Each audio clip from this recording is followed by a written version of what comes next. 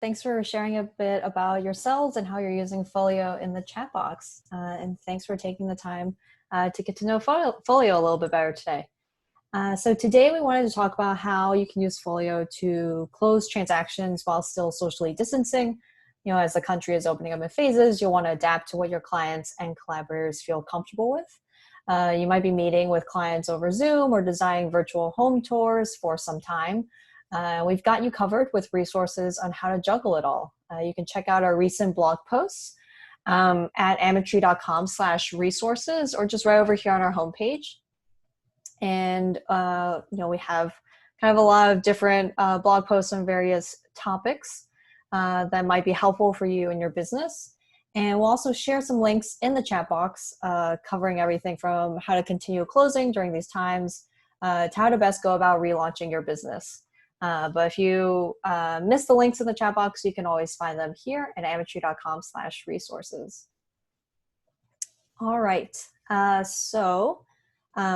One of Folio's core features is the timeline website, which I'm just going to open a kind of sample one here. It's a closing timeline for a property in Clearwater. And, the timeline website is just this great kind of one-pager to allow you to stay on the same page with both your clients and collaborators. And timeline events and email reminders, kind of keep everyone in sync. For example, next week I have this loan application deadline, or my clients have a loan application deadline. And right here, I've just put, kind of the date, but obviously it's helpful to be very kind of detail oriented in these timelines to make sure nothing, gets lost in an email or in a phone call and not written down. So here it's a deadline for the 24th, but obviously it is a deadline. So there's probably a specific time that I can choose from. Maybe it's by end of business. So I'll pick 5 p.m. And I can also add a status, showing maybe it's in progress, maybe it's already done. And, the status label obviously helps everyone you understand where the timeline event is at or where the task is at. So that's useful. And then you can also set up a reminder. So these are email reminders that Folio sends out to everyone that the timeline is shared with. And this is, kind of separate from a calendar reminder you have. This is an email that we send out. And you can add a little note with some more context. And then over here, you can customize, some of the visibility for the event. If it's a private task that only you need to keep track of, you can set it to only me. If it's something that maybe you and other collaborators or maybe your transaction coordinator or other people on your team should see, then you would pick only me and people with edit permissions. And then if it's something that, is fine for everyone to see and your client should see, then you would pick everyone on the shared timeline and then hit save. And and then obviously these are kind of suggested events from my timeline template, but, you can always add an event from scratch as things come up. And as I mentioned, we recommend being very granular to make sure that absolutely nothing gets missed. This timeline is a bit bare, so this person could use a little bit more information about the process. There's a few different events here, and then we also have sections for service providers and resources. These are just some resources that we recommend. But you can, kind of curate the information for your clients and show them that you're supporting them during this kind of stressful process. And service providers are, people that you vouch for and recommend. You could add inspectors or lenders or attorneys, kind of whatever you'd like. And you would just put in, kind of the basic information about that person. So your client has all the details they need if they want to reach out to that person. The same thing for resource. There are various types. Maybe you want to recommend a mover to them that they could use, a mover that you trust. You could do this. Just some basic information for them to have on hand, and it's all kind of just in one place right here. And you could also add important documents that you think are useful for them to know. And then once you have everything set up, you can click on this eye icon down here to see what your clients will see. And so you can see, since I didn't add any service providers, that section just kind of goes away. And you can see this resource that I added down here. This is the event that we just added and the little note, because I made it visible to kind of everyone to see. You can see it here.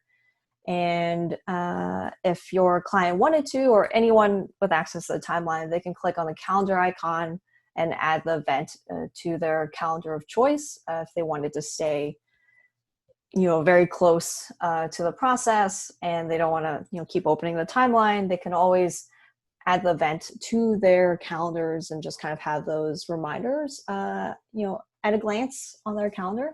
And then when you're ready to send out the timeline, all you need to do is share it out. I'm just going to go back to the edit view, and then you can just click on share over here, and you'll see a few suggested contacts.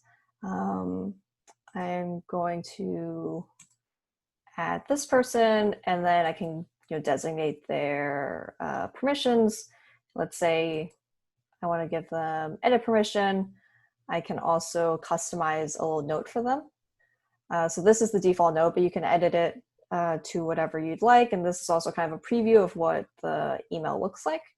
And as we say down here, you don't need a Folio account to view or edit, to view the timeline. Your clients shouldn't sign up for Folio accounts. They're not intended for them, and they don't have to. It's just one less account to think about. They can always just kind of click on the timeline and access it whenever they'd like. So on the topic of sharing timelines, I wanted to briefly touch on collaborators. So I'm going to open up a new tab and then go to kind of my main Folio dashboard.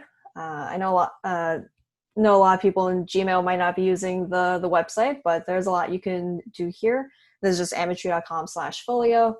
And then on the left here, we have collaborators. And these are the people you frequently work with.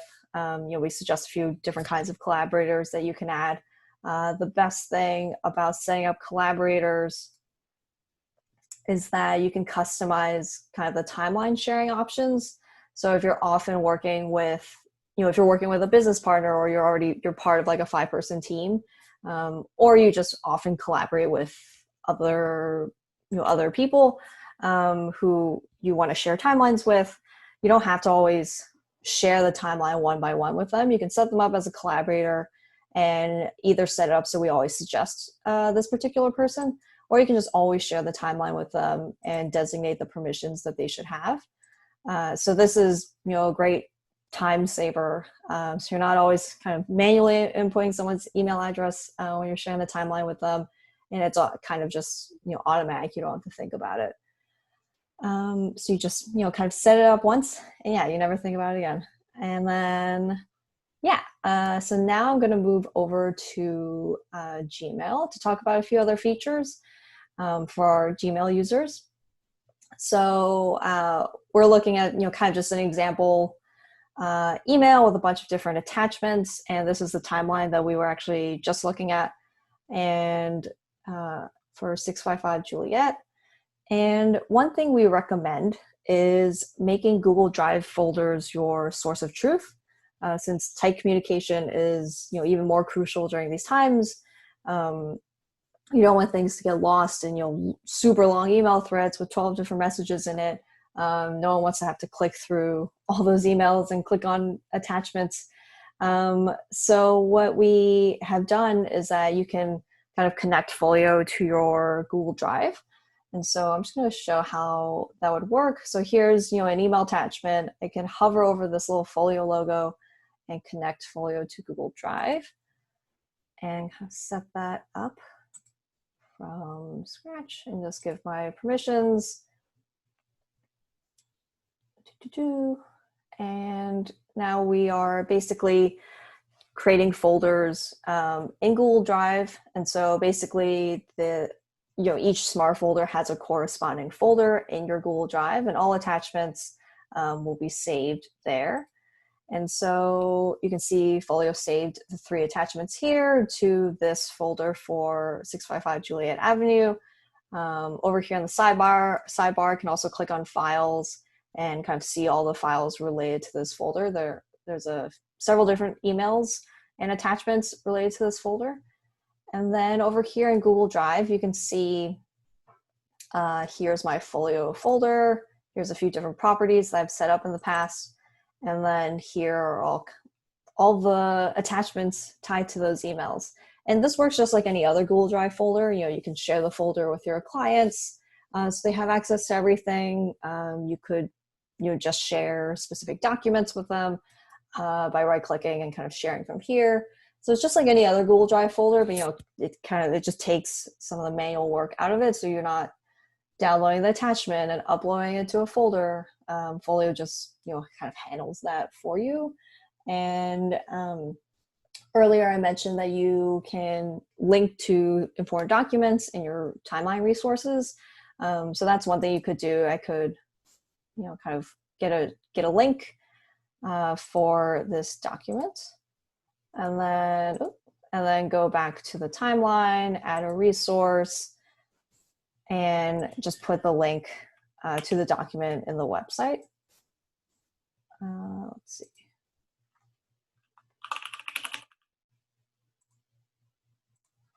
And then, just kind of put the name of the document there and hit done. And then they have it there. They can just, they don't have to look for their Google Drive or look for the email on their Gmail that links to the file. They can still come here and kind of just click on it and access the file from there. And then another cool Gmail integration that we have is with our partner DocuSign. So now let's say you're at the end of the transaction process, you're signing contracts and closing things out. We partner with DocuSign, an e-signature provider, to help you interact with clients and collaborators who still need to sign documents even when you can't meet with them in person.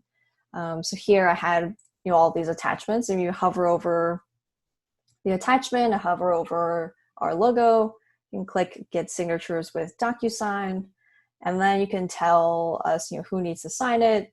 Maybe it's myself and Anita Ryan, and I click Continue to DocuSign, sign into your account, and then you'll be presented with kind of a DocuSign envelope packet to customize as you wish, and you can preview it and make sure the emails and the recipients are correct. And this is great because you never have to leave your email. You never have to leave your inbox to send these out. I won't go through the whole process, but obviously I could just send out this document from here and I would be able to close it out and I'm still in my email. It's not like I've opened a bunch of tabs. So in addition to being able to gather signatures remotely, you're also saving time and being more productive, which can definitely be a struggle for a lot of people right now, whether they're working from home, a lot of distractions around, kids, homeschooling, etc. And all these little things help you save time over time. And then the last thing that I wanted to talk about today is our request a review feature. So after you close a deal, I want to encourage you to ask for a review to keep your client testimonials growing. Word of mouth is always key, and it can make a huge difference when times are slow. And just because times are slow, it doesn't mean like anything changes. Like even in normal times, you would still be asking for reviews, and getting that feedback from your clients is always super helpful. And kind of tapping into your clients' networks pays off in the long run. So you can use this feature from the sidebar if you have our Chrome extension. You can also do it from the website, which I'm just going to show just in case people do not use the Chrome extension. This is a smart folder we were just looking at for 655 Juliet. And then I'm just going to click on this 3-dot menu over here. And then I can click Ask for a Review. And so from here, you would put your clients' names or email addresses and the URL where you want your client to post the review for. And so You can also customize the little note that they'll receive. And, this is also a preview of what it would look like. You can see my little profile picture here and my name. And yeah, and then we just send it off for you. You don't have to really even think about it. But it's just a nice thing to do. As you're closing the deal, you can make sure to archive the folder. Which you can do from here. You can archive a folder. You can download all of the email communications as a PDF, and then ask for a review. So it's just kind of these 3 standard steps as you're closing out the deal.